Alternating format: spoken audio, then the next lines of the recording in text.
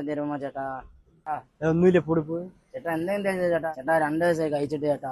ഒന്നുമില്ല മോനെ പൊടി വിശക്കുന്നു ചേട്ടാ. ചേട്ടാ ഇറങ്ങാറായല്ലോ.